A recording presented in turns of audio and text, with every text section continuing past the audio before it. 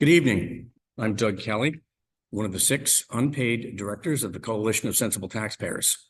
Welcome to tonight's Marin County Supervisor District 2 Candidate Forum. We'd like citizens to know that we're not an anti-tax organization per se. We work hard with the county, local agencies, cities, and towns to fix poorly written tax measures before they get on the ballot. And we've had great success. And yes, sometimes we must oppose an unneeded or unfair tax measure. The Coalition of Sensible Taxpayers has also become a leader in Marin for putting on webinars such as tonight's. We put on a number of local city and town council candidate forums and the congressional forum. On almost every one of these forums, we've been blessed with the presence of Marin IJ columnist Dick Spotswood to moderate them. And for that, we're always grateful. Tonight, again, Dick is moderating this candidate forum, but before I turn this over to Dick, we have some housekeeping to do. Questions will be posed by Dick with a mix of ones submitted by participants in advance and one submitted during this webinar. To pose a question today, click on the Q&A icon on the bottom of your screen and type in your question. Mimi will keep an eye on those questions and forward any that haven't been asked yet to Dick. Your chat function is disabled today because the meeting organizers are using that channel to communicate with each other. To turn on closed captioning, click on closed caption at the bottom of the Zoom screen. The video recording of tonight's webinar should be available within 24 hours. Look for it on our homepage at sensibletaxpayers.org. Please donate. These events cost us money. We're committed to doing a lot more of these impartially moderated voter education webinars if we have the funds. Here's how to donate. Please go to our website at sensibletaxpayers.org. Thank you. Good evening. Welcome. Hold on, Dick, it's Mimi. Before you start, I just want to mention that one of the things in the housekeeping Doug forgot to mention, which is that the participants or attendees here will find in their panel of icons at the bottom of the page a Q&A button that they can push if they click on if they want to pose a question. And that will put it in the queue of ones to be considered, and that information will be sent over by me to Dick. I'll turn it over to you, Dick. Good evening. Welcome to the Coalition of Sensible Taxpayers Candidates Forum. Tonight and this evening, we're focusing on the Marin 2nd Supervisorial District. I'm Dick Spotswood, Government and Politics columnist for the Marin Independent Journal. The candidates running in the November top 2 runoff for the Marin County Board of Supervisors representing the 2nd District are Brian Colbert and Heather McPhail-Schrinden. Welcome both of you to Cost program tonight. They're competing to fill the 4-year seat that's opening due to the retirement of current supervisor Katie Rice. All voters will receive ballots that will be mailed in just 21 days on October 7th. To be counted, ballots must be returned with a postmark no later than November 5th, the official election day. The 2nd Supervisorial District includes San Anselmo, Fairfax, Oak Manor, Ross, Larkspur, Green Bay, Kentfield, Kent Woodlands, Sleepy Hollow, and the San Rafael neighborhoods of Gerstle Park, Bret Harte, Lomita Park, and California Park. The ground rules. Starting in alphabetical order of Brian Colbert and Heather McPhail-Schrinden, each has 2 minutes to tell our audience about themselves and why they're running for the Marin County Board of Supervisors. They'll be followed by a question and answer session. That will include questions developed by the Coalition for Sensible Taxpayers, myself, and audience members. At the bottom of your screen, there's a Q&A function.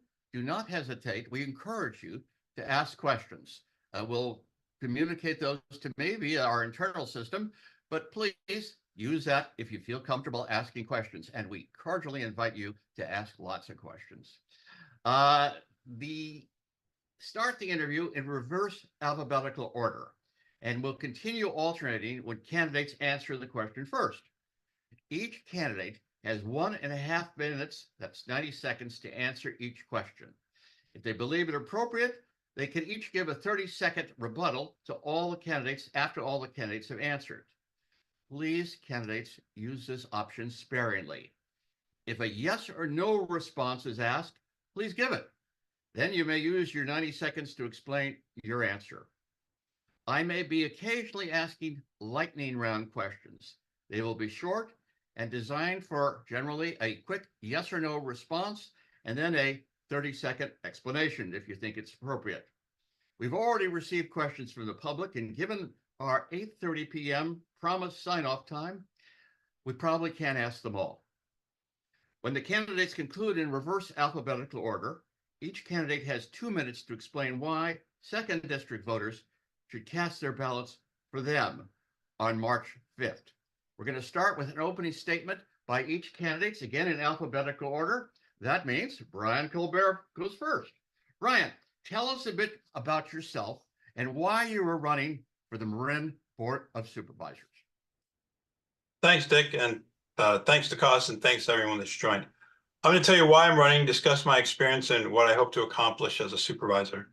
I recently read an essay that discussed how Ozzie Davis once saw Louis Armstrong staring into space with a sad and heartbreaking expression, a look recalling the sacrifices he's made.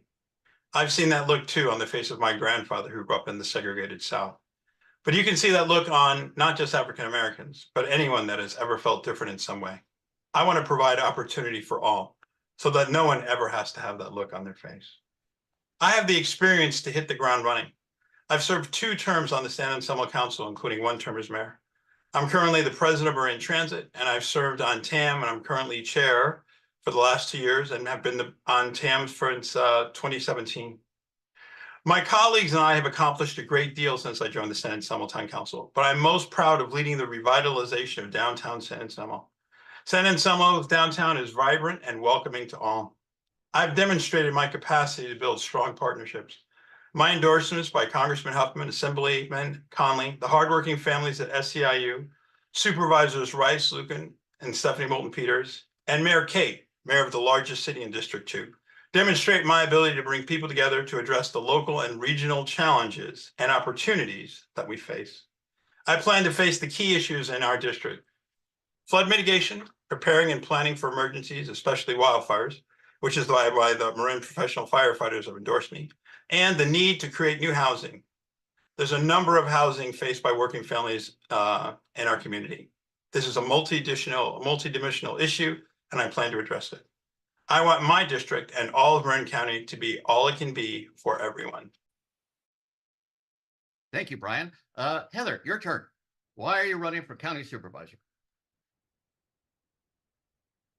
Okay. Good evening, everyone, and thank you to Cos for hosting this forum tonight. I'm a 4th-generation Marin native who loves our community and wants to see it continue to get better. As I've knocked on thousands of doors over the last 12 months, I've heard the same refrain. Community members feel that county leadership was fiscally irresponsible, not responsive or transparent, and overall did not serve them well. This includes issues ranging from flood control in the Ross Valley, Project Home Key in Larkspur, and even the installation of streetlights on Sir Francis Drake in Greenbrae. We can do better, and that's why I'm running for Marin County Supervisor. A little about myself. I am a local business owner and parent to 4 teenagers. My family has been part of the Marin business community for over 100 years. I graduated from Marin Catholic, where I was student body president, did my undergraduate studies at UC Berkeley, and graduate work at Oxford University, where I again served as president of my college. I went on to a successful 20-year corporate career, and I've also served over 35 years in public service and on many nonprofit boards, national ones like the Step Up Women's Network and local ones like Huckleberry.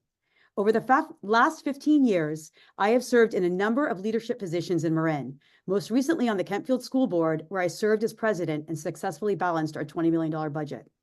My key priorities are ensuring we have affordable housing for our workforce and older adults, protecting our open space, and dealing with the serious challenges we face as a result of climate change, ensuring we have fiscal transparency from our government, and raising our level of community engagement.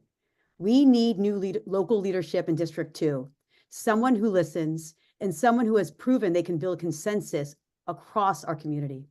I believe I am the only person in this race who offers that. And if elected, my commitment to you is that I will bring all constituents together and work toward one common goal, keeping Marin the unique place it always has and will continue to be. Thank you. Thank you, Heather. It's a pleasure to have both of you here with us today. And I'm going to start off by asking the second question. And we're going to do it, as we said before, in verse order each and every time. Let's start this time with Heather.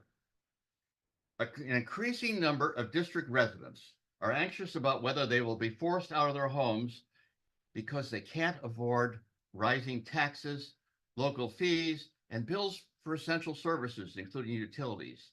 Can you, and then Brian, please state 3 specific things you will do as a supervisor to arrest this problem? Heather. But please unmute yourself. So sorry. And just to be clear, the first part of your question was not about housing. It was related to the bills that they're receiving on their property tax bill. Yes, exactly. Okay, perfect. Yes, I can talk to that. And I'm speaking from experience sitting here in Kentfield, where we have probably one of the longest property tax bills in the county, with one of our, Kentfield in particular schools is one of the highest in the county. So I am fully empathetic to this. And I think it's something that we've seen as we go out for new bonds in Marin, that many of them are not passing because I think there is voter fatigue, quite frankly, with the amount of line items that we're seeing on our property tax bills. And it doesn't seem like it's going down. I can honestly say, being on the Kentfield School Board, we went out for a parcel tax and a bond. And each time we went out, it was increasingly difficult because I think we are seeing what the rest of we know is happening in Marin. Our demographic is getting older, and older folks tend to be on fixed incomes. And every time we go out for a bond or parcel tax, that directly affects, especially again, with those on fixed incomes. So in terms of, I know you wanted 3 specific ideas about what to do. I think, that organizations that go out for them, I think they should be very, very careful about when they do it and the amounts they do it, and do a lot of research on consumer research. I guess voter research to find out what is the appropriate threshold for these. I think that is crucial before that any bonds or parcel taxes go out. I think that's probably the most crucial. And I know my time is up. Dick, do I have a few more seconds or? Sure. Okay, so in terms of other specifics that I'd like to see is not just going out with a surveying of our voters, but I'd like to see actually before bonds and parcel taxes go out, those organizations or schools or whatever entities actually do the hard work of engaging with our local community to find out what their needs are. And really, it's not just kind of treating it as a rubber stamp and that these are always going to go through. I think that kind of community engagement takes time and real work to do that. So that's something I would like to also see happen. Thank you, Heather. Brian, same question about how do we mitigate the strain on taxpayers of a whole bunch of local taxes and things that are on their ballot that they've either voted for or will soon face. And you can have as much time as Heather took. That's fine. Well, Dick, I think the real question is not about, potential future bonds. The real question is, what about the costs that people are facing right now, right? Inflation is up 30% since the end of COVID.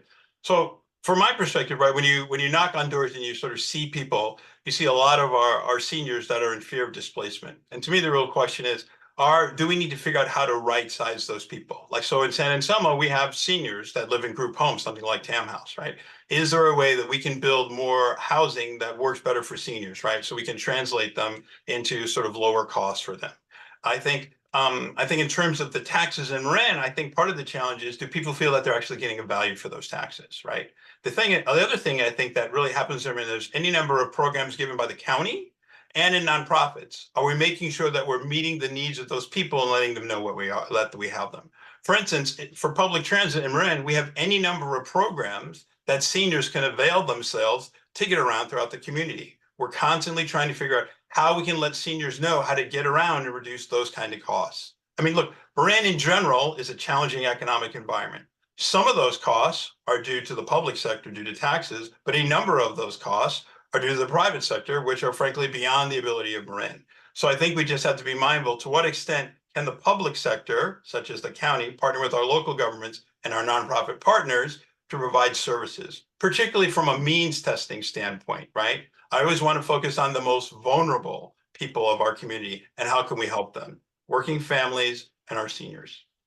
Brian, the next question will go first for you, but it's in the same tenor, what relates to the focusing on taxpayers. Some of the focus needs to be on renters. Can you name two specific things that you would implement if you're elected to the Board of Supervisors that would ensure renters who are at risk of being priced out of their homes can continue to be housed? Well, I think you have to look at the short term and the long term. In the short term right now, there's about 12 different programs that are being administered in Marin County right now that will help renters on a means tested basis. So to the extent that we actually have renters that are in danger of being displaced, they could go to those programs and see if they qualify. So I think that's the first thing that we need to do. The second for the medium long term is, I think we need to figure out how to build more housing for our working families and displaced seniors while maintaining the ethos of open space that we have. So I think it's a two-pronged approach. Thanks, Brian. Heather, same question, this time about renters. How do we keep them housed? I think this is an Or I should excellent say, question. how we keep it affordable. Right. I think this is an excellent question, especially given that we've got 3 different rent control measures in District 2 right now on the ballot. So I think a couple of things, Brian highlighted, and I agree with him that one, we do have programs available currently for renters.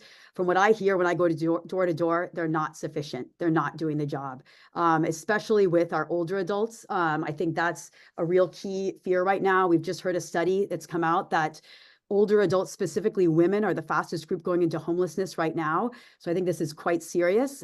So yes, we do have programs available, but we need to do much, much more. I think displacement of our community members and our neighbors is something that touches us all. It's a top concern, not just among renters, but I think among our entire community.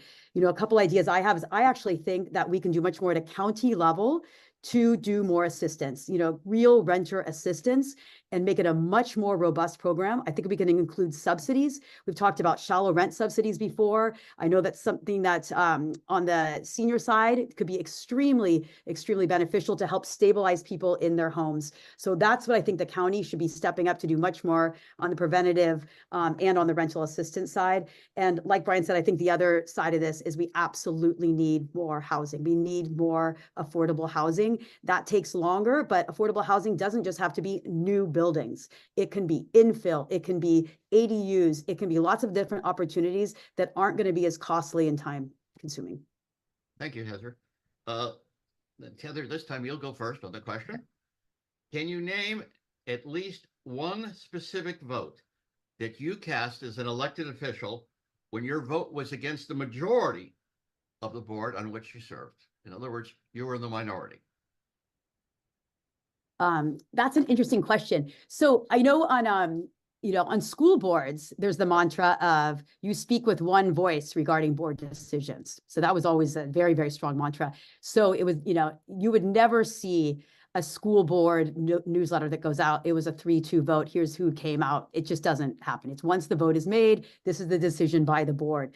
I will tell you there were a couple instances that were very controversial. And, one I think was, one I'll just highlight now is when I first came on the Kentfield School Board, there was existing litigation against the Marin County Office of Education about a building that was on Kentfield Schools, our campus, and that the simple thing is that we needed more space. Our enrollment was growing. Could we get back that building? And in a nutshell, litigation ensued close to $1 million.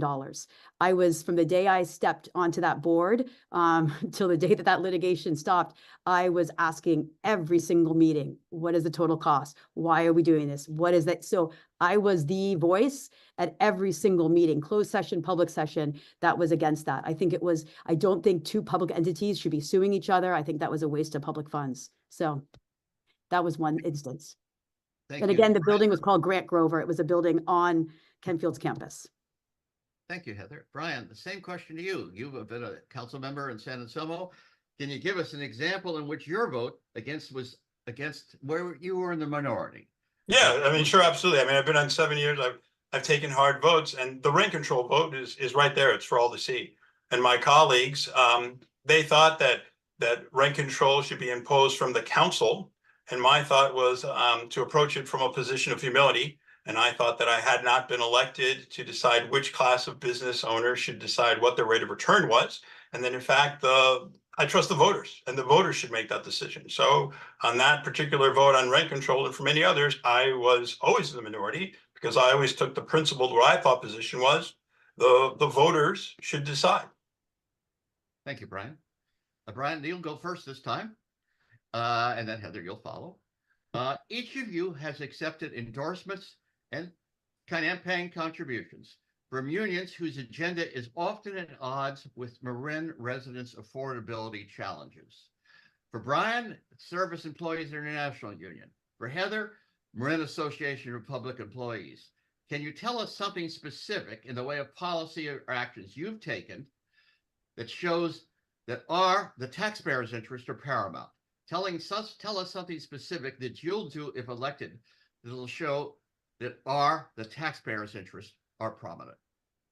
Yeah, so on the San Anselmo Council, I mean, look, when you're on a local town council, you're tasked and charged with basic services, right? A focus on, fixing roads, public safety. So I've always taken votes to, one, make sure that, our public safety services are funded properly. I think another thing that frankly benefited the taxpayers was, as the town of San Anselmo, we voted to have a look at our fees, to make sure that the fees that we were charging our taxpayers were actually commensurate at the value that we were providing. So in that regard, we took the hard vote, and I have to say that we continue to look upon them when we set that in motion to make sure that the fees we're actually charging our taxpayers are commensurate with the value that we're providing to the public.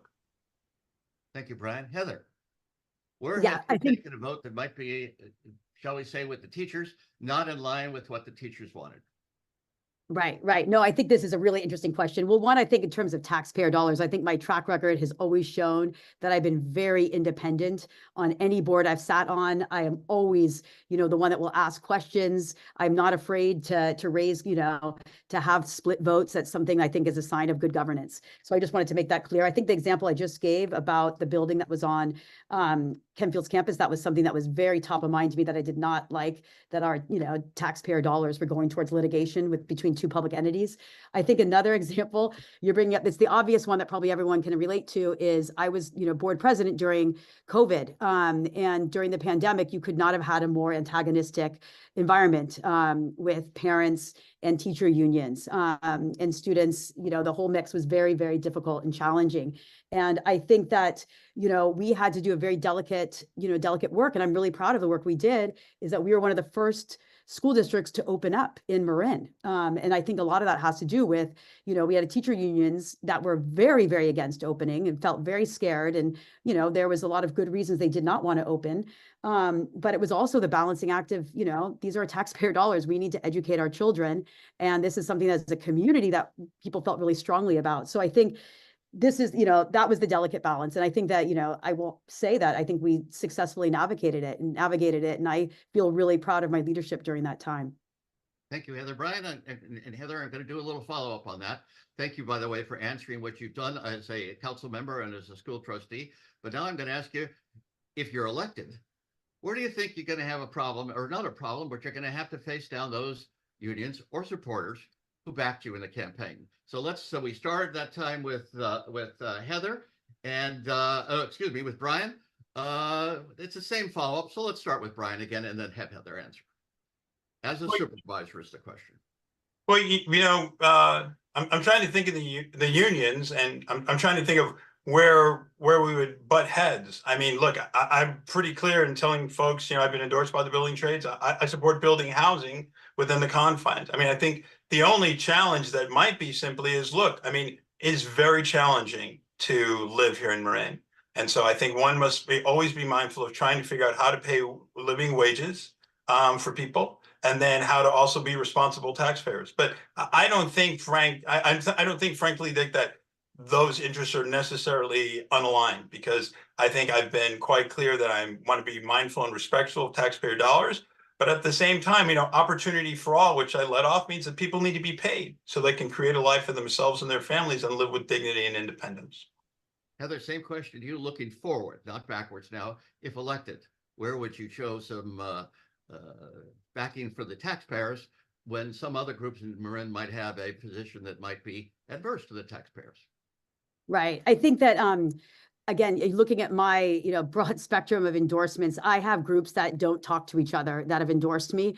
And so there's inevitably going to be issues where some are going to be in favor and some are not. There's not going to be kind of clean. And I think a lot of the challenges that we face today in Marin, specifically around housing, I think in what our future development looks like in Marin, are going to please some more than others. And I think it's going to be, what I think is, and I think rent control is another obvious one that we can bring up in terms of that has different viewpoints with different groups, and I think that's going to be an interesting one to sort of see as we go forward in the county. But I think being a good leader is being transparent with your views, engaging, with our, with all stakeholders and letting them know if you're going to be in disagreement. I liked what Ryan O'Neill said when we were in this again last year doing this. And he said, Hal Brown used to call before all of his, very contentious votes, whatever side he wasn't going to be voting in favor of, and call them and say, this is how I'm going to be voting, just to let you know. And I like that approach. I think that is exactly the type of leader that I would like to be as well. That,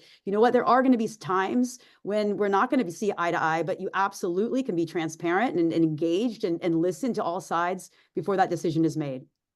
Thank you, Heather. We're going to start this time with Heather. It's a very different question. The Project Home Key facility at 1251 South Alicio has experienced an unusually high number of calls to the Twin Cities Police Department due to a few, quote, problem tenants, end of quote. What do you propose to do regarding problem tenants and the strain they place on local, that's Twin Cities Police services at that particular location? Yeah. So this is an issue I'm intimately familiar with. I've been on the oversight committee for this project since its inception, and specifically on the public safety subcommittee. So I'm definitely very aware of the what you're speaking about, because this has come up in the last month's meeting and 6 months prior. Specifically what you mentioned about a few residents causing major issues that are putting strain on Central Marin Police. And 6 months ago, Central Marin Police raised their hands and said, this is not sufficient. This is not sustainable, this model. 1 month ago, same exact story. So I really think, there's the city of Larkspur is council members who are on this committee as well have given a time frame that they need answers, and they want a response back from the county. And I think that's the appropriate thing to do. I think I know the county administrator is aware of the seriousness of the issues. And I think the county does need to step up right now and address that, and truly it's a county issue in this regard, because the county is the one that does the placements of the people in there. And so the county is in that position to either remove or find alternative, accommodations. Where the city of Larkspur and the Central Marin Police come in, they're the ones that are supporting this in terms of with support. And just to put it in plain terms, on any given day, the shift has 3 officers. When something goes down at project, at that facility, they have to send 2 officers. That leaves 1 officer for the entirety of Central Marin's area. And that's serious. And I think that that's a very warranted question. And so we're going to wait and see what the county does in response. Ryan, do I need to rephrase the question for you? Please unmute yourself. Yeah, sorry, can you just repeat? I want to make sure I'm answering it. Sure. You're familiar with the Project Home Key project on South Alicio. I know that. The Twin Cities Police Department has experienced an unusually high number of calls that are attributed to a handful of problem tenants. What do you propose to do if you're elected supervisor regarding that problem and the strains it places on local services on South Alicio in Larkspur?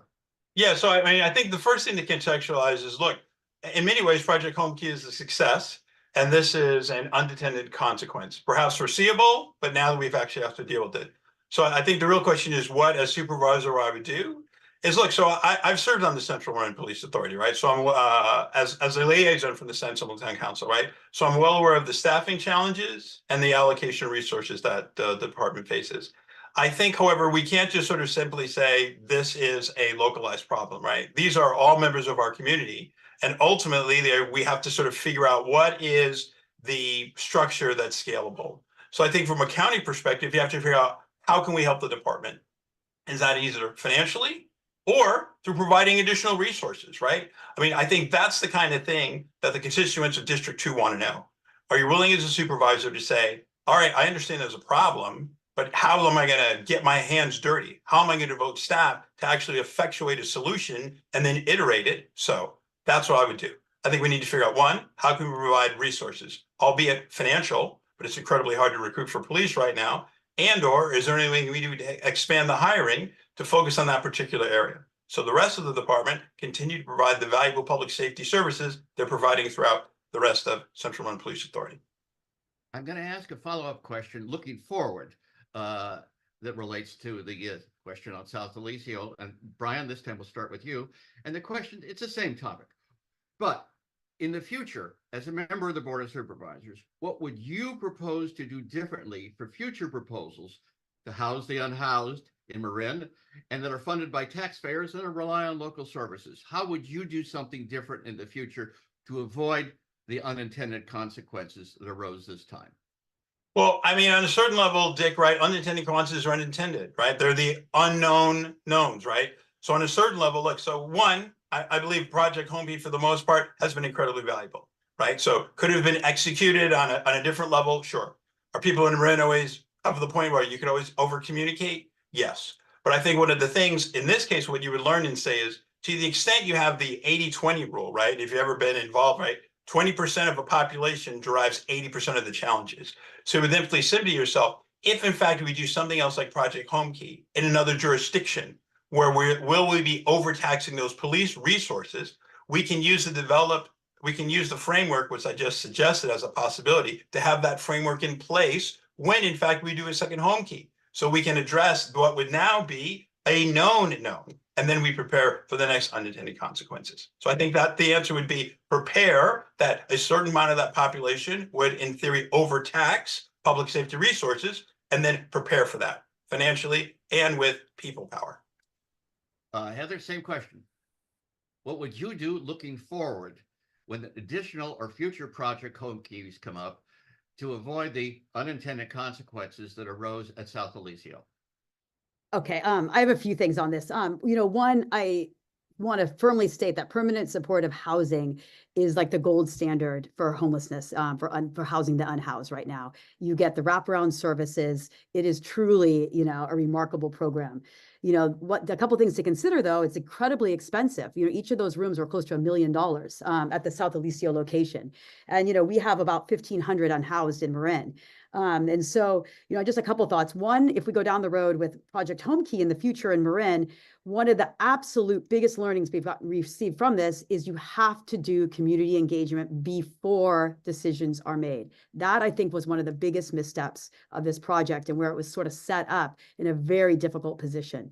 And second, related to that, if you look at Project Homekey, sort of like that specific facilities, what the measurements of success are, there's never been a success measurement about community level of engagement. How does it fit into the community? I think we need to think about these facilities going forward as part of the community, as partnered with the local jurisdictions, as partnered with the local community, and actually have real measurements related to that. So there's some accountability related to that. So I think that's really critical.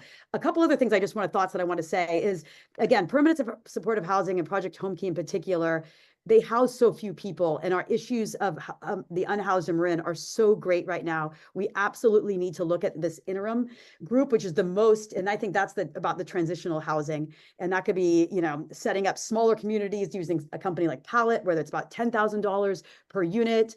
Tiny homes, I think that would be a really, really exciting prospect here for Marin that I'd like to see the county do. And then finally, I was shocked to find out that we don't have a county-wide homelessness prevention strategy. And I think we need one. I think that will help get us out of the silos that we're in right now, and also get some support to the cities of San Rafael and Novato who are carrying the brunt of this load right now. So those are three ideas that I just wanted to put forward. Heather and Brian, I've just follow up from a reader. I want to say readers, it's when you write for a newspaper. A viewer's question, a very quick one. Would each of you approve additional Project Homekey projects in the future in Marin County? Heather, yes or no?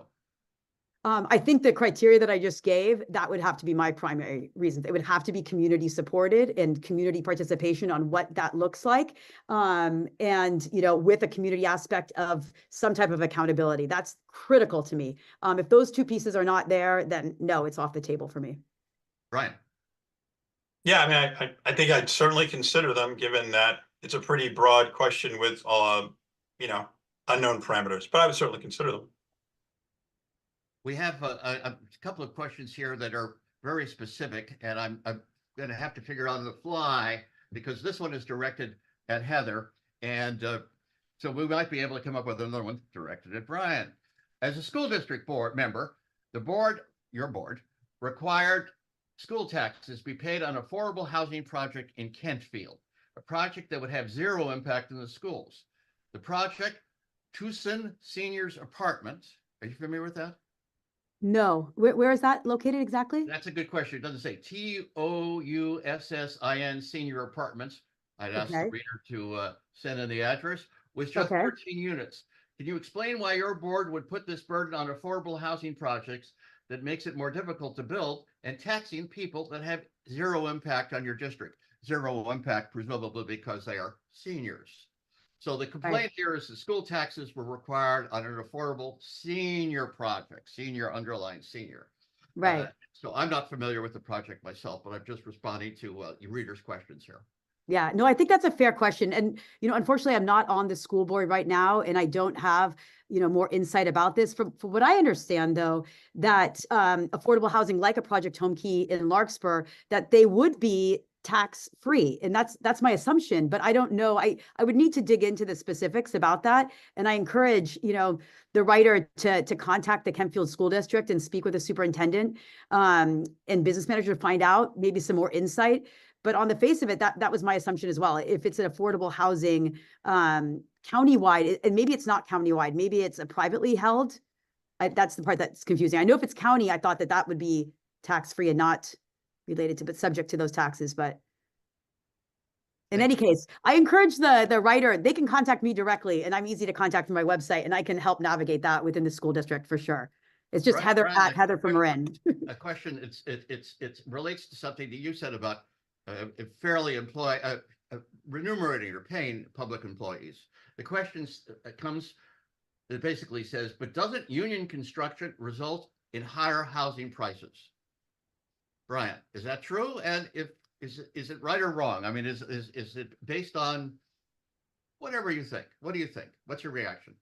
I mean, I guess my reaction is, depending on what the project is, yes or no, right? Some developers actually, you know, use non-union labor and then they provide training benefits. And then I guess the challenge is yes, but ultimately, while those costs may be higher for the housing, then those people may actually be able to have a lifestyle where they're actually able to live in Marin rather than commuting for 2 hours, right? So I'm not exactly sure it's a binary answer. So, and you know, I mean, I guess the answer is yes. But then at the same time, I've been pretty clear that I'm an advocate that you need all levels of economic diversity living here in Marin. And so ultimately, people need to be able to afford to live here. Changing the topic dramatically again. This time, I guess we'd start with Brian, and it applies to both of you equally. In the past, you've each made statements about the flood control problem in the Ross Valley. It's a very simple one. Since the primary, have any of you, either of you, excuse me, changed his or her view on any aspect of the Ross Valley flood control problem and the tax which supports the work? So what's your position, basically, today's position on flood control in the Ross Valley going forward? Okay, well, I guess my position going forward is the following. I have not supported the renewal of the flood fee, feeling that one, there is no public support for it, and that you know, the monies that have been spent are not going to be clawed back.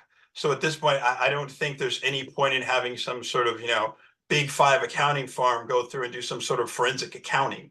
What I do think, however, is between now and the expiration of the flood fee, right, those monies should be used to focus on tangible solutions, right, that can address what may in fact be diametrically opposed floodwater concerns between upstream and downstream.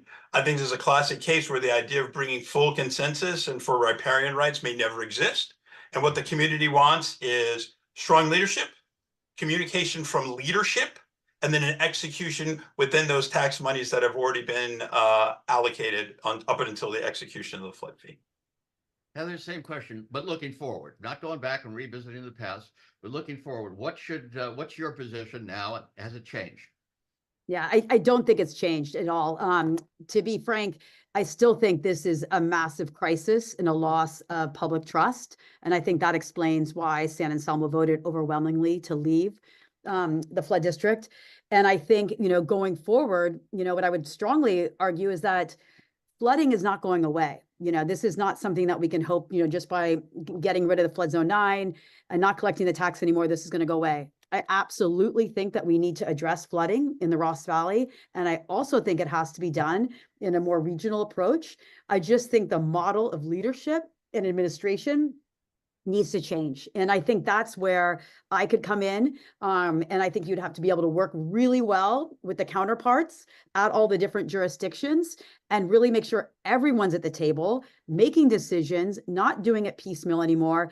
And a restoration of public trust is going to take some real work. It's not, this is not sort of a, $53 million is gone, of taxpayer dollars, and, not a lot to show for it. And I think that's going to take some real rebuilding in our community to see the value of a new leadership model. And I do, by the way, still think a financial audit needs to be done, because I think most of us have no idea where the tax dollars went and what projects are still left to do and on the docket. Heather, very different. We're back to tax questions. Yeah. And Heather, I'm going to start with this time with you, Brian. You'll be the respond. Tax revenue at Marin Civic Center has soared over the past decade. Revenue has soared over the past decade as home sales have enabled taxation at fair market value. As a result, bureaucracy has tended to mushroom. Which programs, if any, would you cut or study for possible reorganization in order to curb county spending? Heather. I think it's an excellent question. And I was fortunate enough to meet with our new county administrator, Derek Johnson. I guess it was last week. And I was so inspired by his mission. And his mission is really to look at all of our departments in that, in the county and just evaluate, what do we need? What do we need going forward? Where he acknowledged, like I believe, that Marin is, has been operating in a lot of different silos. That's part of kind of our history. We've got 17 school districts, 11 cities, but I think at a county level, there's been a lot more kind of operating in silos that hopefully someone like him is going to be able to put some real structure around, and what I liked what he said is metrics, some accountability on what different groups are doing and really making those metrics public and transparent to all of us. So I think it's exciting. I fully support that type of a model. And I would like to see the entire county government looked at, and not with a a knife ready to carve out and cut things off, but really to see where the efficiencies can be found, and to see maybe we haven't thought about structures that can be thought of when you're actually looking at it holistically. So I think it's a really exciting time at the county level, and I'm encouraged by what's ahead. Ryan. I think voters are looking for accountability from their elected leaders, right? So again, I think the question is, Brian, what kind of level of accountability do you want to take for our tax dollars at the Civic Center? And I think it's not really a question of wasted dollars, but I think the Health and Human Services budget is almost a third of the county budget of $750 million. And my concern is, are those dollars actually being used to meet the needs of our constituents, right? There's a lot of talk about, displaced seniors, right? The U.S. Surgeon General has said that loneliness is the greatest challenge that we face right now. I've got 3 priorities, but 2 framing lenses. The first is our youth, particularly our young women, are coming out of COVID facing innumerable mental health challenges. And our seniors, in addition to facing loneliness, we're the oldest county in Marin. So I would want to get my hands dirty, as I said before, and focus on that budget along with county staff and say, are those dollars being used effectively and efficiently? Are we providing the highest level of service that we can, again, to the most vulnerable members of our community? That's where I would focus on. That portion of the budget, again, which I said 1/3. A reader, a viewer, ask a follow-up question. and they say basically studies are fine, but can you give us a specific, and I'll start with Heather, then Brian, a specific area in which you would cut or reallocate funds from a county program? Heather, a specific cut. That's a tough The one. hardest question to ask sometimes because Yeah, I don't have a specific cut until I would be able to dig in. I will say, what I've been, as I've gone through this process over the last year, I've been shocked at a couple areas. One is on like I said, the homelessness, the fact that we don't have a countywide strategy, which to me speaks volumes about the way that we've been approaching it. And I wonder how those tax dollars would be spent. So that is an area I'm very, very keenly interested in, to see how it's organized. And the other area, is housing. I think that's a big one. What are we doing around housing and, the rental subsidies, things like that? Because that's obviously, that was the number one concern by a Marin County survey. So that to me speaks like that we need to make sure that we are equipped at a county level. And if that means that we need to reallocate, funds from different areas, I think that's where I would at first look, the senior side too, and this is something I've just been, spending a lot of time thinking about too, is I would like to see, given the fact that, in 3 years, we're going to have more people over the age of 60 than under 30.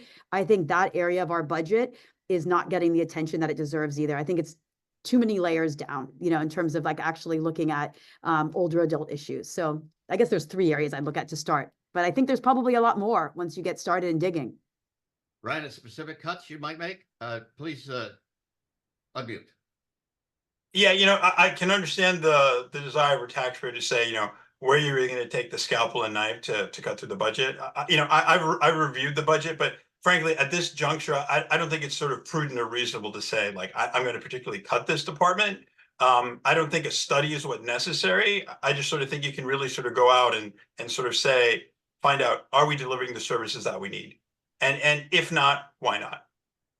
I'm going to ask a few questions that are lightning round questions, then we'll come back to the longer form questions, but just a few have come in and we have a few already. And once again, these are yes or no questions. So I'm going to ask you to answer yes or no, but then give you 30, 40 seconds to explain the basis for your yes or no. And Brian, we'll start with you. If elected, will you vote for rent control in the unincorporated portions of Marin, which the Board of Supervisors says jurisdictions? Rent controls that are beyond those the state of California has already imposed. Brian, rent control in the unincorporated areas, yes or no? If so, why or why not?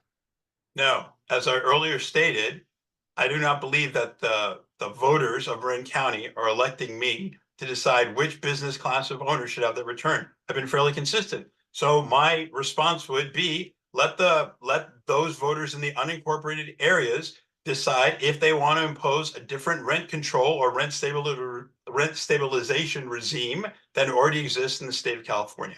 Thank you, Brian. Heather, same question. Yes or no on rent control in unincorporated areas?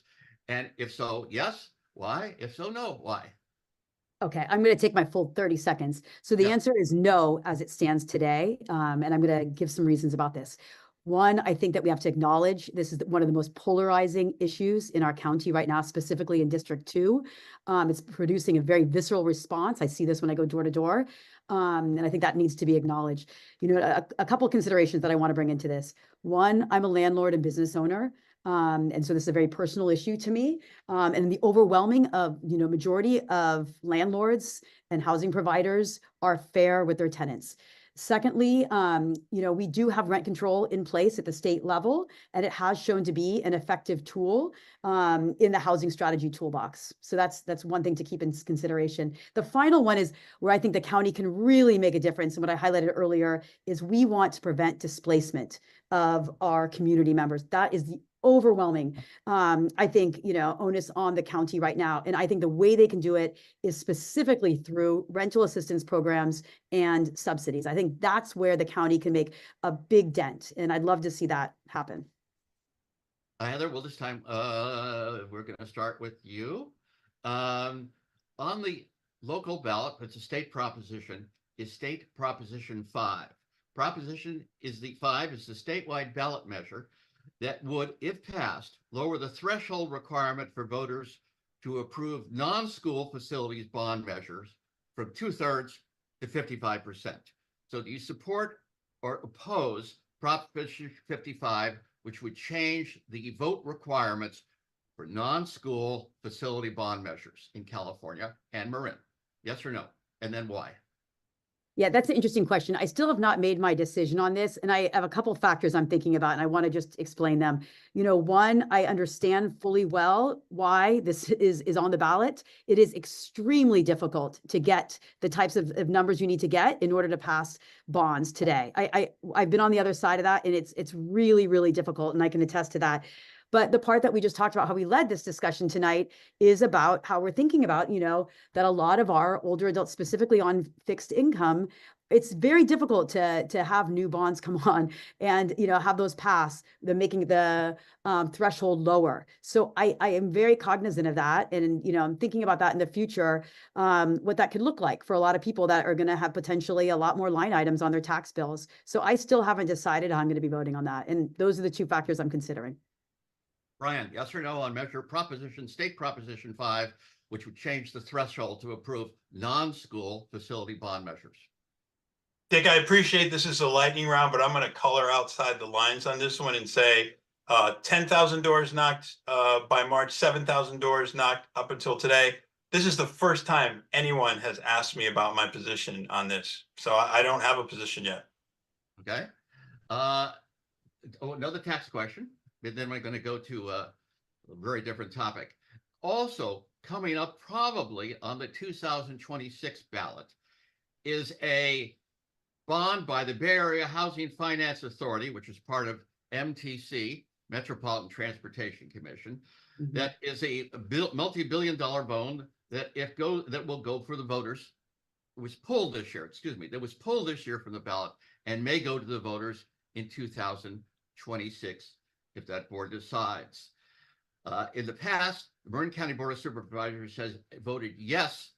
Neither of you were on the board, but has voted yes to support passage before it was tabled. What's your position as you go forward as a supervisor on the proposed Bay Area Housing Finance Bond for affordable workforce housing? Should it go forward? Should Marin be exempted, or should it not go forward? And this time, let's start with Brian. So I've been following this pretty closely. I endorsed BAFA before in 2024, but I was skeptical it would pass. And I think the way that they pulled it so close to the deadline has done, frankly, irreparable damage. Any number of counties that were going to put on their own housing ballots for 2024 were now precluded. So there's currently talks happening right now in Sacramento and in the 9 Bay areas about putting BAFA back on in 2026. I'm incredibly skeptical. And I think if you want to be solution oriented, I think the real question is, if it didn't poll well in 2024, and in fact, there might be a new transpo bill in 2026 and a new bill for SMART in 2026, let's talk taxpayer fatigue already.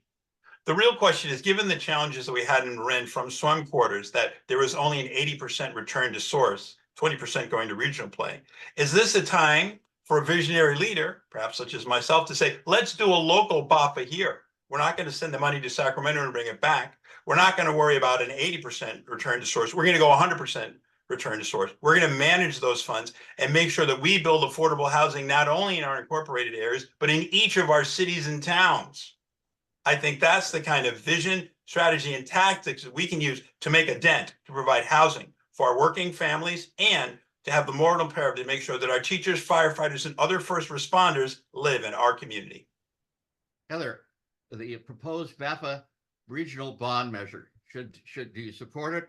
Should Marin remain within the bond? It could be excluded, certainly, or do you oppose it? Right. I think this is an excellent question. And, you know, I understand. I also endorsed it the first round when it came out. And I think the onus, I think, is on this county right now. And a lot of people are feeling it, that we absolutely need to address the area of housing and building.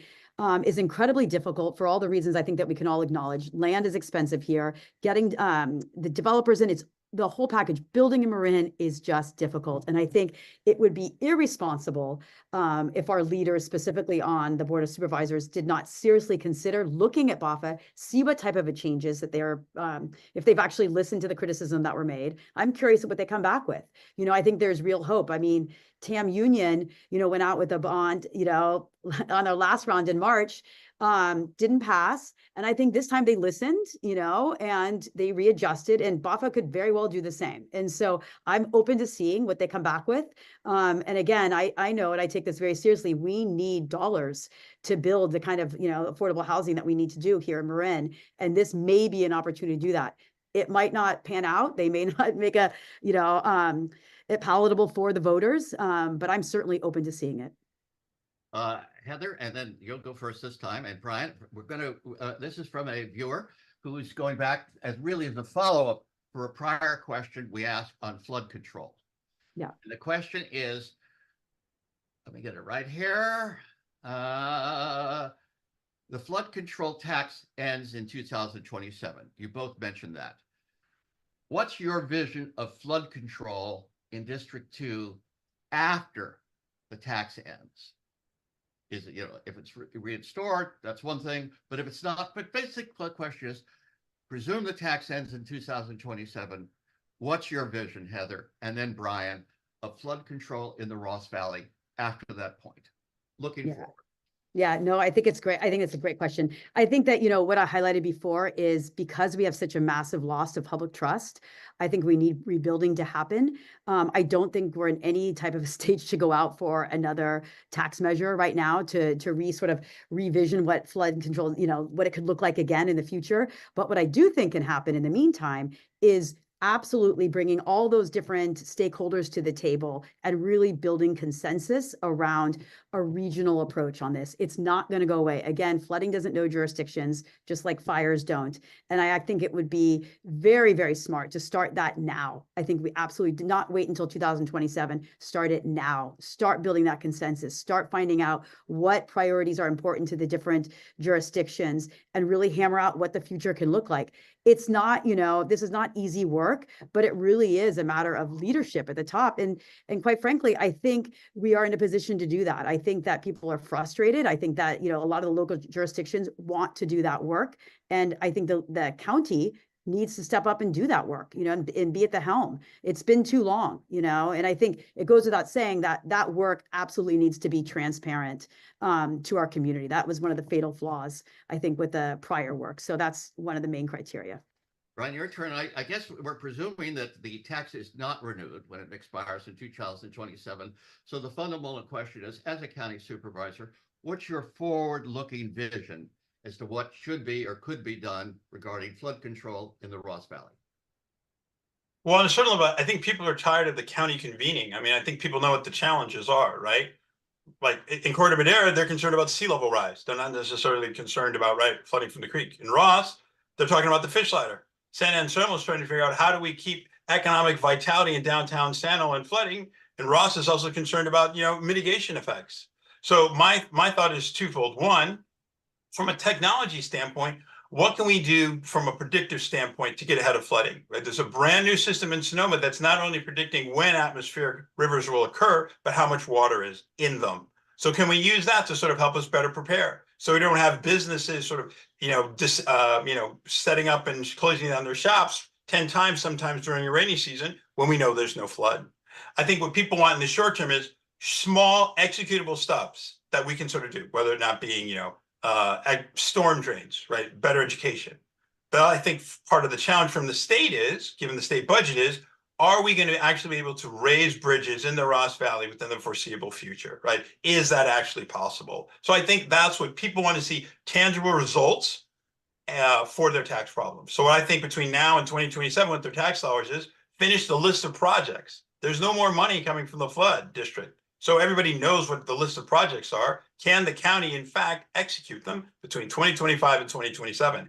After that, what are the things that can be done on a small scale before you even think about going back to the public for more dollars? Less talk, more actions, more solutions. Brian, this time we're going to start with you, changing the topic again. This is a revisit of something we discussed before. It deals with rent control. And interestingly enough, the rent control topics I'd observe tend to be are focused in this election in three communities: Fairfax, San Anselmo, and Larkspur. Fairfax and San Anselmo are solidly in the second district, and a good portion of Larkspur is in the second district. So that's the preamble to the question. How would you personally vote on Measure I in Fairfax, Measure N and O in San Anselmo, and Measure K in Larkspur? For the viewers, those are all issues related to rent control, but they differ not just in nuances, but in substance significantly. You know, it's funny. You've got a whole bunch of cheeky and fairly intrusive viewers. One of the things I value about the American democratic system is I get to vote, and the vote is my own. So I'm not going to say how I'll vote, but I will say this: I personally do not support rent control. Right? I've sort of been pretty clear on that, and then I say, and then I'll let the people decide. I don't ask anyone how they plan to vote on rent control, so that's where I come out with. But I've been pretty clear about my own personal preferences about where that lands. Thank you. That makes it clear. Heather, what's your thoughts on those initiatives or in general? Yeah, I think it's, I understand the motivation behind the question, but I am not taking a position, certainly not a position. I'm not in any of those areas, so I'm not voting on them, and I'm not taking a public position on any of these. As I stated earlier, you know, I think that rent control is a very polarizing issue right now in our community. And I made it quite clear that, you know, while being a landlord and a small business owner, I think the majority of landlords are good and fair with their tenants. You know, and secondly, I do think that, you know, we have state rent control in place. It's been an effective tool in the overall toolbox for housing strategy. It's one tool. It's not everything. And you know, we do have these three measures, and I think it's going to be very indicative of what the appetite is in those three areas for further measures like this. Where I am absolutely clear, though, from a county level, and where I would, you know, take a leadership role in, is doing much, much more to avoid the displacement of our community members. And that, to me, best comes from the county in using subsidies, you know, short-term subsidies or shallow rent subsidies or rental assistance programs. Thank you, Heather. I'm going to have you go first on a very different topic. I'm going to expand on the viewer's question just a tad bit. The viewer asked, and I know the Marin Municipal Water District controls the watershed lands. We're talking about e-bikes here, and the Board of Supervisors does not. So I'm going to expand it. The question is, what would be your approach on whether e-bikes should be allowed on county open space? And what's your approach on e-bikes for young people in general? There's been a lot of talk about the problems associated with e-bikes of younger folks who might not use them responsibly. So your thoughts on that, please. Yeah, sorry, was it my turn this time? I think it's your turn this time. Okay, yes. So first of all, e-bikes, let's focus on those. You had two different questions in there. I think the first one related to e-bikes on our county trails, I think, to start off. So we had an exciting meeting, I guess, a couple weeks ago with the MMWD that they're going to run their pilot, which is going to include e-bikes, which I think is very exciting, on their trails. And I look at e-bikes on our open space and trails as something like an access issue. I think a lot of our older adults, it is a way that they can experience nature and be part of it. And I think that's something that we can come up with the solutions around. I mean, I'm very excited by the MMWD pilot. I think that's a great first step. So I'm all in favor of that. Secondly, related to e-bikes and kids, very different topic. And I know this is something that's been on people's minds since last year, especially. But, you know, one, I think that we have to think about this in a very different way. I want to specifically talk about throttle-powered e-bikes, and that's the ones that can go over 20 miles per hour. And those are the real issues. And I'm excited that over the summer, there's been some really, really exciting developments, thanks to a lot of committed citizens like Jonathan Freeman and Bob Middlestat, who have really taken the lead to make sure that we're going to have we have already a registration program in our schools and a partnership with law enforcement. So I think that is such a great first step. And with that partnership in law enforcement, our law enforcement has come out and said those throttle bikes are illegal. They are not okay. You cannot bring those to school anymore. So I think these are really, really exciting developments. And actually, I was at the TAM meeting last night, the oversight committee, and I asked for the initial results through Safe Routes to School of what the registrations look like. And I'm curious to see if it's really made a difference at the start of the year. But these are exciting developments that just happened this summer. Right, the same question to you, but it's two parts, really. E-bikes on county open space. And generally, what's your thoughts about how to make e-bikes safer in regard to younger folks using them, safety for the younger folks and safety for other people on the pathways? Well, look, I think in terms of e-bikes in MWD space, I think one is, are the trails fit for purpose, right? Like, I think that's the first thing. I think we can get there. And I think the second thing is, I think in Marin, we're seeing a really interesting development of a connection between open space and recreation, right? Because so many people who want to use open space, particularly in the watershed, they appreciate and like the beauty of the open space. So I think it's an interesting pilot, and we'll sort of see what happens. I expect, it will be positive, and we'll sort of continue to develop and iterate those things. I think e-bikes for kids is certainly a constant conversation. I really want to acknowledge the efforts by Assemblymember Damon Conley for what he's been doing up in Sacramento. But I think ultimately, what it is, it's really a blend of our institutions, such as our schools and Central One Police Force, sort of figuring out, like, what is that level of registration and i.e. enforcement. Of course, always personal responsibility on the part of our parents. In San Anselmo right now, we're actually, I requested, we're about to come forward with a report on downtown circulation, particularly with the focus on bikes and pedestrians. So it's really a question of, one, what can we do with infrastructure? I've been proud to lead improving bike and infrastructure as a member of the Transportation Authority of Marin, in particular as the chair. The last 2 years, what we can do for education. And again, Safe Routes to School, funded by TAM, has been doing a lot. And then third, there's the tier of enforcement. So, this is one of those things to be continued. Hope we'll continue to see improvement and development. And I think we'll continue to sort of develop policies that help us get to where we need to be. I have another substantive cycling question, but before I do, I'm going to ask an off-the-wall question just for fun. Heather, you start. It's really a yes or no. And when you hear it, Brian, you'll say the same thing. Yeah, that's a yes or no. Heather, have you ever ridden an e-bike? Yes. Brian, have you ever ridden an e-bike? Aren't all your questions fun, Dick? Yes. Yes, I've ridden an e-bike. I rode it only because the e-bike person said, why don't you try one? I never thought I would. I did. And the more substantive question is relates to the Richmond-San Rafael Bridge. I've written a lot about this. If elected, would you support the current 24/7, round the clock, 7-day-a-week utilization of the upper deck third lane exclusively for cyclists and pedestrians? That's a yes or no. But if your answer is no, is there an alternative that you'd support? Might be a compromise or a different approach to other than the status quo. And this time, Brian, question is on the Richmond-San Rafael Bridge, the bike lane, status quo, or do you suggest a change? And if so, what change? Dick, I would suggest a change, but I have to say, the Richmond Bridge is such a challenging, vexing thing. I was frankly very surprised that the city of Richmond, which I had always been sort of mindful and thoughtful of the equity concerns and the pollution concerns, recently submitted a letter to keep the bike lane.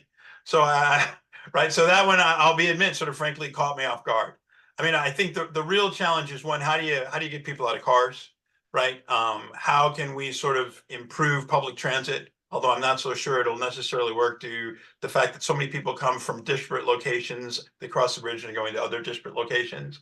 I think one is always there's the executable of what's going on the Richmond side of the bridge, working on the toll lanes, right, on the gantry, right? Is there the possibility of improvements on the San Rafael side? Okay, but I think really ultimately need to figure it out is, is in fact, what are frankly the long-term prospects for that bridge? Not just necessarily to focus on the bike lane, but in the short term, I have to say I'm deeply concerned about the men and women, the working families sitting in that. So that's my position. Heather, bike lane on the Richmond-San Rafael Bridge. Okay, so first of all, I know, Dick, you've written extensively on this, and I would. The columnist.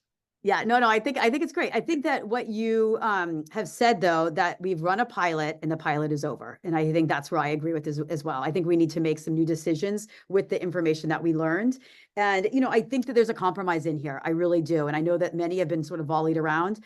And, we have to acknowledge, we go back to the origin of this, we have 2/3 of our workforce is commuting in, and so until we address the issues of housing and actually enabling our workforce to live here, we will continue to have the traffic that we see today. And so some of these compromises that I've seen thrown out, and I think are pretty compelling, are different times of the day when the bike lane would be open and when it would be open to traffic. I think that is something that can be worked out with the different stakeholder groups. I think that would be one place to start. I would love to see the movable barriers like they have in the Golden Gate Bridge. I think that gives us a lot more flexibility on how we run that.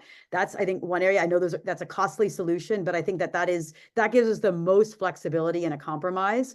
And then, quite frankly, the other, I know that the Bay Bridge has a shuttle that Caltrans runs. That could be another option too. So I think all of these different factors, I think, are the way to approach this. It doesn't have to be a yes, no, we don't, discontinued and therefore it's done. I actually think that we had some real learnings, and I would like to see us take those learnings and expand on them. We ultimately need to move to a place where we are out of our cars more. And I think we need to make sure that we're enabling those infrastructure things to happen. But we also have to acknowledge that we've got 2/3 of our workforce commuting in by car. So and I'm hopeful, by the way, that we are going to come up with I think all of the solutions that are on the table now sound very exciting. And I'm hopeful that something's going to be, we're going to get out of the pilot and back into real solutions. Heather, we're going to go first this time with you. It's a very different topic that's timely. Yeah. What are your 3 top policies or programs that you would implement as a supervisor to further adapt to climate change? Specifically, we're referenced to your district, but the question is climate change, and as a supervisor, what specifics, 3 is the question here, 3 policies you'd propose or would advocate or would follow that would be helpful to adapt for the reality of climate change. Heather, and then Brian. Okay. I know this would be one that you could spend 20 minutes on, but let's just take it, in terms of like the policy changes at the top. I think that we need to make a transition to renewable energy is a top priority. I think that's, it's very high at the county level, but I think that we can do a lot more around that and to really sort of, again, sort of get out of our silos and to make sure that all of us are moving in this similar direction on that renewable energy front. I think that to me is the number one. I think other policies that come to mind around climate change is I would like to see, specifically, we've been talking a lot about housing tonight. And I think linked to housing is transportation and how, what our communities are going to look like in the future. I'd like to see policies that relate to what these new developments are going to look like. They're going to be higher density, likely along our transit corridors. And I think that I would like to see policies that interlay transportation and housing. So they're combined when we come up with what those new communities are going to look like.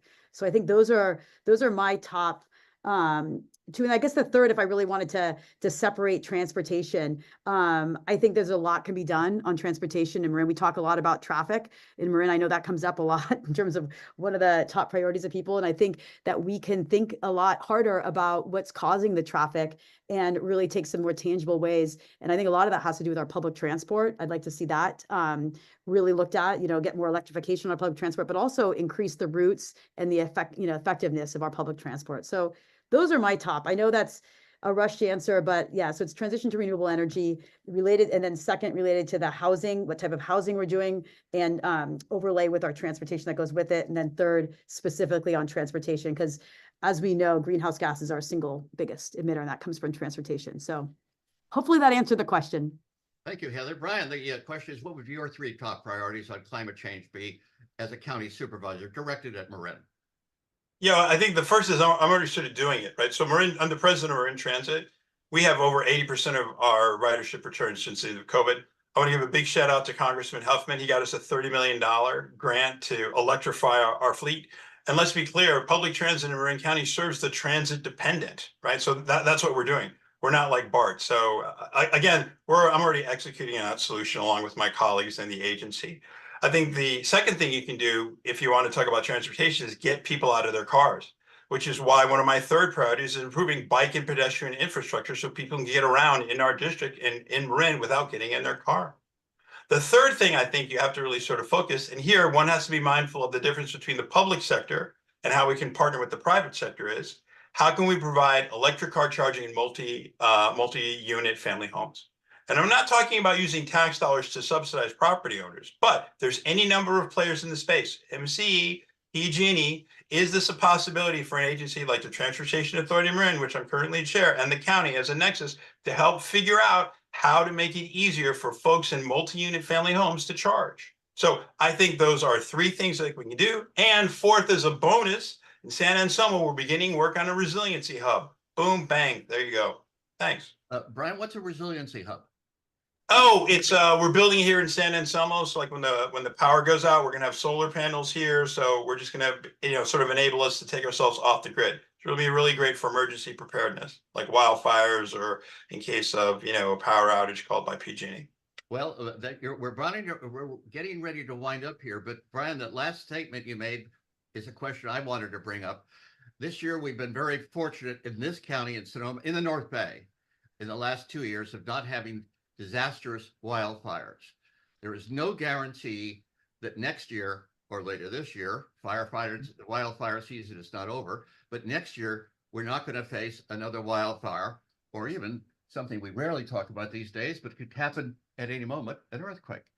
As far as disaster preparedness is concerned, we're doing a lot with the Wildfire Prevention Authority.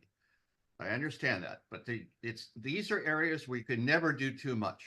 What else would you suggest as a county supervisor we do to enhance our ability to mitigate the danger of disaster, and if a disaster strikes, to facilitate safe evacuations? Brian. So, so look, Marin, as you said, Marin Wildlife Prevention is really doing really great stuff. I think one of the things we can do is, one, we can always, we're only as strong as the weakest and most vulnerable members of our community. So I'm actually an ambassador for Fire Safe Marin. I was actually just working out at Ember Stomp. And one of the things I could always think we can do is provide more education on an individualized and personal basis, right? How people can home harden, right? How we can connect with the kids, how we can make people understand that, it's great that you have a plan, but does your neighbor have a plan? I've seen some really interesting technology that's being tested by the county that will provide personalized evacuation information to individuals when cell phone service is out during an emergency. It's that kind of technology that I know is being looked at by our public safety agencies that I want to champion. But I think also with that is I'm a member of the Ross Valley Fire Board. We continue to make that our our fire departments and our public safety agencies have the requisite equipment and people power that they have, because they're going to be the ones on the front lines. I'm incredibly glad that as a member of the Ross Valley Fire Board, I, along with my colleague from San Anselmo, Steve Roder, voted to finally, after decades long, get a third person on that firefighter. So I think that's the things that we have to continue to do. Find that balance between government stepping into its role and providing that information so people can take personal responsibility for themselves and the most vulnerable members of their community. Thank you, Brian. Heather, the thesis is you can never too much to prepare for natural disaster, wildfire, and earthquake. What can we do, especially with wildfire, to mitigate the dangers we might face? And what can we do to expedite the ability to evacuate people in the worst possible situation? Heather. Yeah, no, I think it's a great question. And I'm glad we're ending with this exceptional agency. The Marin Wildfire Prevention Authority, to me, represents the best of what Marin could do in terms of when we think about the flood district. I'd like to administrative model like what the MWPA has done, because that's truly representing what interagency. So props to them. And I think, one of the things that they've been, doing is providing individual home reports. And that, I think, has been absolutely critical. We all are very aware as taxpayers where our money is going. We're getting our reports. And it is directly related to what we can do at a personal level on the home hardening and the defensible space. So I think that is critical at an individual basis. But where I'm really thinking about this is disaster plans for our broader communities, and specifically for our most vulnerable populations. We talked about older adults, and a lot of people, as we see this going door to door, are living alone. And are they preparing? Are they doing the types of work? Do they have a network that they can call? And that's what actually really concerns me, is I want to make sure that every single person in Marin, regardless of where they live, have a disaster plan and a person that they can, communicate that plan with, and a safety net around that. That is a high priority to me, because we have such a high numbers of vulnerable population in our community. So I'm, again, exceptionally impressed with the MWPA of what they've done to date. And I think that, what they're doing in the future in terms of the disaster plans, that's, I think, the next step. One thing is individual homes. The next thing is actually thinking about it at a community level. I'm going to give a shout. It's something on the topic of fire. Just a shout out to our Marin County people. I was at Ember Stomp and a helicopter landed, and I learned Marin County now has a tanker helicopter stationed at Nosfield in Nevada. Yeah. About time, but we have it now. So thank you on that wildfire topic. Yeah. Most of us are quite sensitive about. I want to just say it's time. This was a terrific back and forth. I just want to thank both of you.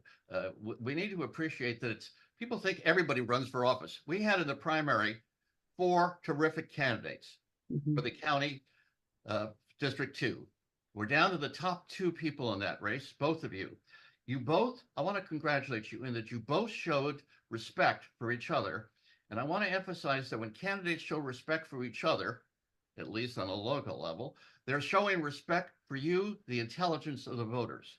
Now I'm going to ask you both in reverse order, with Heather starting and then followed by Brian, to tell us in 2 minutes why you should be their pick when they vote for county supervisor in the 2nd Mid-Marin District on November. By the way, balloting starts in about 21 days. Exactly, 21 Heather, days. you're first. Why should they vote for you? Okay, so perfect. Thank you. So thank you to COST for coordinating this valuable candidate forum. In closing, we have a loss of public trust today in our local county leadership. We need to fix that. Spending $53 million with Marin taxpayer funds on flood control without results is something we should not accept. Spending $13 million in Marin taxpayer funds on Project Homekey without engaging our community beforehand is something we should not accept. We can do better.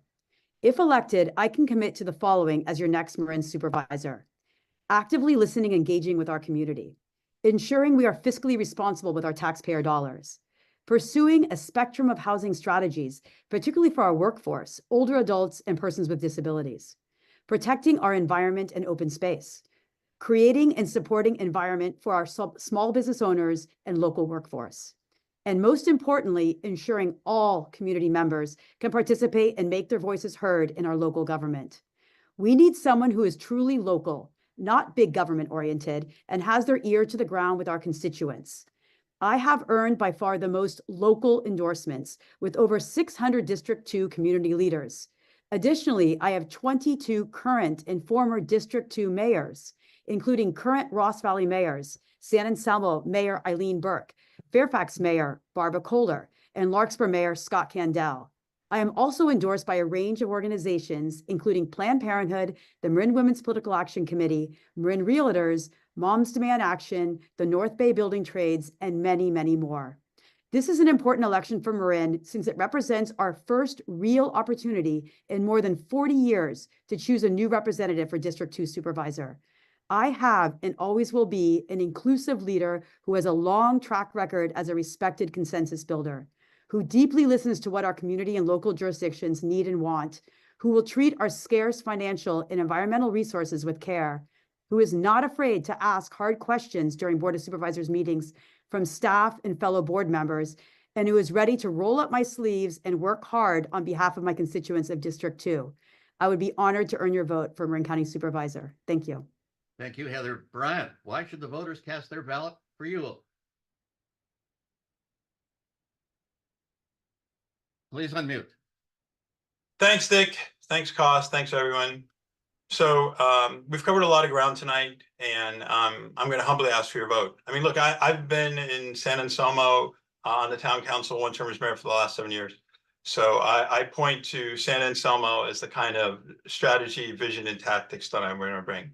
That kind of equity-based community vitality, problem solving, the ability to lead and work with my colleagues. I think I've been endorsed, as I said earlier, by any number of people, Congressman Jared Huffman, Assembly Member Damon Conley, because a number of the issues that we have, we're going to have to be able to work with our other regions. I'm proud to be endorsed by Supervisors Katie Rice, Stephanie Moulton-Peters, Eric Luke, and Mary Sackett. These are individuals who know what it actually takes to get the work done for our local cities and towns and our unincorporated areas. I'll close by saying this. I've got three priorities. The first is emergency preparedness focused on wildfires. We can always do more. The second is the need to build housing. One, it's a moral imperative that our teachers, firefighters, and other first responders live here. I also believe it's important that we have economic diversity for community vitality here. Third, bike and pedestrian infrastructure. And the two framing lenses, I'll repeat as I said at the beginning. One, we have the oldest county in Marin. We need to focus on our aging seniors. And third, the mental health challenges that our youth are facing coming out of COVID are incredibly challenging, particularly for our young girls. Thank you for your time. And my door is always open to any constructive conversation. Thank you. Brian Colbert, and thank you, Heather McPhail-Sheridan. You both Yep. first-rate candidates. Thank you. And don't forget, I'll see you tomorrow Hold night. on, Dick. Hold on, Dick. I have some closing comments, please. Yeah. I would like to, this is Mimi Willard here from the Coalition of Sensible Taxpayers. And I want to thank the candidates and Dick Spotswood, and a special thanks to Alan Shavitz, our outstanding webinar administrator, who supports us and other local nonprofits by donating their time. Also like to thank Doug Kelly, cost director, for his hard work in organizing this forum. Please understand that all the work that we do for the community is not cost-free, and I hope that you'll consider making a donation to us at sensibletaxpayers.org. On the homepage, you'll see a donate button. You can click on it. I'm really excited to tell you that this month we have a special matching donation challenge that will match 1-to-1 for every dollar that you give, up to $5,000 in total donations to our organization. This funding supports election season communications and forums like this, as well as our activities throughout the year. So please consider a donation soon, as it will be doubled. Finally, want to tell you that this video will be posted on our homepage. I don't want to jinx it by saying it will be done by the end of the day tomorrow, but so far we have met that goal each time, thanks to a really great support staff. And finally, I want to thank all of you, the voters, for watching this forum and also forwarding some really great questions tonight. They were especially engaging, and for participating in our democracy. Everyone have a good night.